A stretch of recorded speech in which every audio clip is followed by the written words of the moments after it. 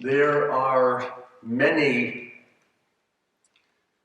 interpretations of this reading from John's Gospel. I grew up in the 60s.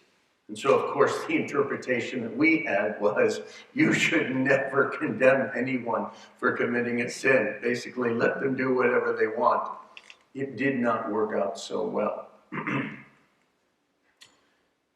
The other, or another, is Jesus did not ask where the man was.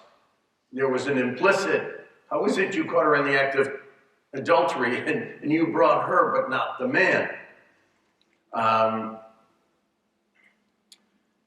Another interpretation, and I rather like this one. Jesus is teaching where John the Baptist had been teaching. John the Baptist was thrown in prison and beheaded because he accused Herod of adultery with his brother's wife. So now we have a problem. They are going, if Jesus says, hey, this is adultery, stone her, Herod's probably going to throw him in jail and behead him. So they think maybe he will back down. A slightly different version of this, which I also like, is they brought this woman to Jesus knowing that the Romans would not allow the Jews to kill someone without their permission. Because remember, they have to take Jesus to the Romans to kill him. And so if you initiated the murder of someone, then the Romans would kill you.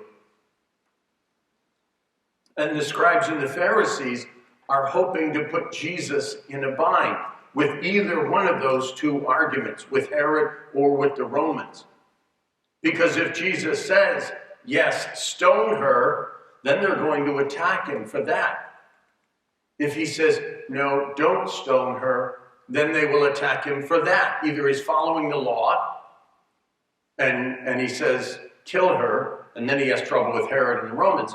Or he says, no, don't kill her, and then he is against the law. So they think they have him cornered.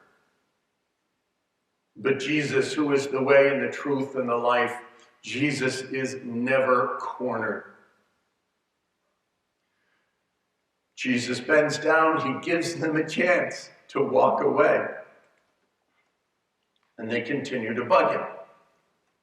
And he says, all right, whoever is without sin, let him throw the first stone.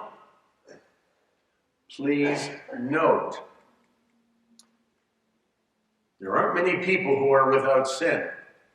We got Jesus and we got Mary. After that, there's nobody on the list. So if someone throws a stone, Jesus did not give them permission to throw the stone. They initiated it. That would be why the elders left first. They realized that their plot had failed. The hot-headed youths, they're going to wait for an elder to do it. That's just the way their society was. So first the elders walk away, and then the young hotheads, and pretty soon it's just Jesus and the woman. And he says, I do not condemn you. Go, and from now on, do not sin anymore. So he didn't condemn her, but he told her that what she was doing was a sin, and she shouldn't do it anymore. He does not say, everything's okay, the 60s interpretation. He stands up for what is good and right and just, but he will not be cornered. He will always bring salvation to his people. In our lives, we need to turn to him. We ask him to give us the grace to sin no more, to turn away from our sins, to not be bullied, to not be influenced by societal norms, but to be true followers of God.